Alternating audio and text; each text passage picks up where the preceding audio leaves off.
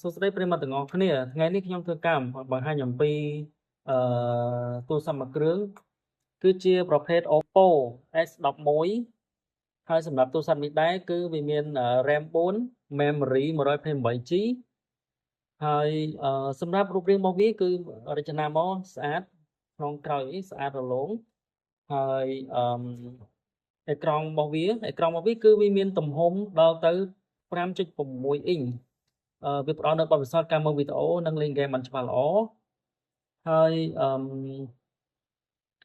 សម្រាប់កាមេរ៉ារបស់វាគឺវាមានកាមេរ៉ាចំនួន3គ្រាប់នៅខាងក្រោយនេះមាន2គ្រាប់នៅខាងមុខនេះគឺមាន1គ្រាប់បាទហើយកាមេរ៉ានៅខាងក្រោយនេះដែរគឺជាប្រភេទកាមេរ៉ាភ្លោះហើយវាមានកាមេរ៉ាគោលរបស់វានៅខាងក្រោយនេះគឺ48 megapixel ទំហំកាមេរ៉ាហើយសម្រាប់កាមេរ៉ាតូចនេះគឺ5 megapixel សម្រាប់ថត portrait ហើយខាងមុខនេះគឺ16 megapixel សម្រាប់ selfie បាទអញ្ចឹង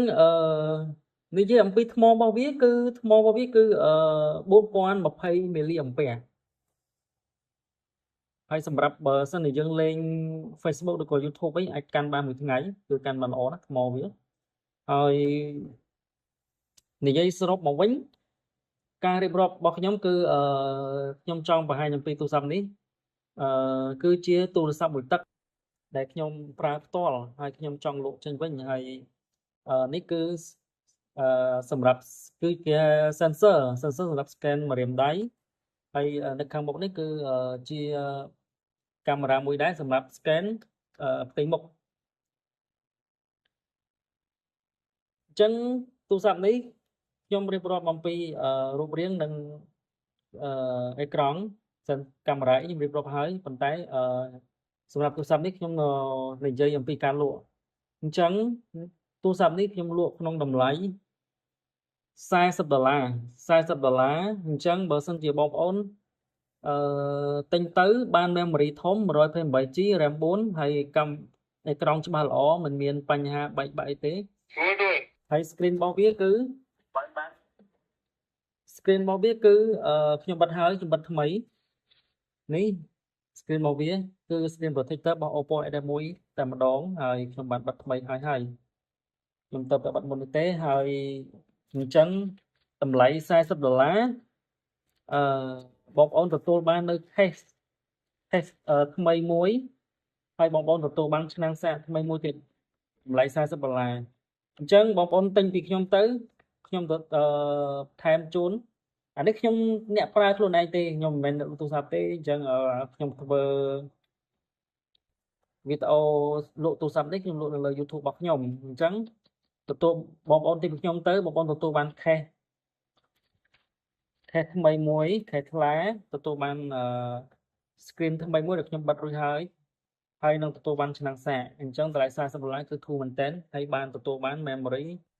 របស់វាគឺ 128GB RAM 4អញ្ចឹង$40ចាត់ទុកថាធូរហើយនៅថ្មីហើយបើនិយាយពីការបែកបាក់អានេះខ្ញុំប្រាប់បញ្ជាក់បងប្អូនមកមើលមានស្គរបន្តិចនៅកន្លែងកញ្ចក់កាមេរ៉ានេះប៉ុន្តែថតច្បាស់ធម្មតាក៏មានបាំងមានអីទេដោយសារខ្ញុំប្រើមួយទឹកអញ្ចឹងវាមានតិចតួចហើយមួយទៀតផងដែរគឺកន្លែងនេះបន្តិចវាខ្ញុំប្រើយូរទៅវាបាក់ជើងនេះជើងស៊ីមបន្តិចប៉ុន្តែនៅប្រើប្រាស់គឺធម្មតាទាំងអស់ឆ្នាំងសាកmacro រុនដុតកាសអញ្ចឹងទូរស័ព្ទនេះធានានៅអេមបងប្អូននៅអេមប្រើប្រាស់គឺរលូនថតច្បាស់កាមេរ៉ាថតច្បាស់បងប្អូន smooth ល្អតម្លៃ$40បងប្អូនបើសិនបងប្អូនទទួលបានវីដេអូនេះហើយគឺបងប្អូនរត់ឡើងហើយបើសិនជាមានបងប្អូនគាត់ទិញបានមុនគឺអ្នកក្រោយនឹងអត់ហើយដោយសារនេះខ្ញុំប្រើខ្លួនឯងហើយតម្លៃល្អ40ទទួលបាននៅការ free case ឆ្នាំងសាក screen ថ្មីអូខេអញ្ចឹងវីដេអូនេះខ្ញុំមានតែប៉ុណ្្នឹងទេខ្ញុំធ្វើការរៀបរាប់រួចហើយអំពីលក្ខណៈសម្បត្តិទូរស័ព្ទនេះអរគុណច្រើន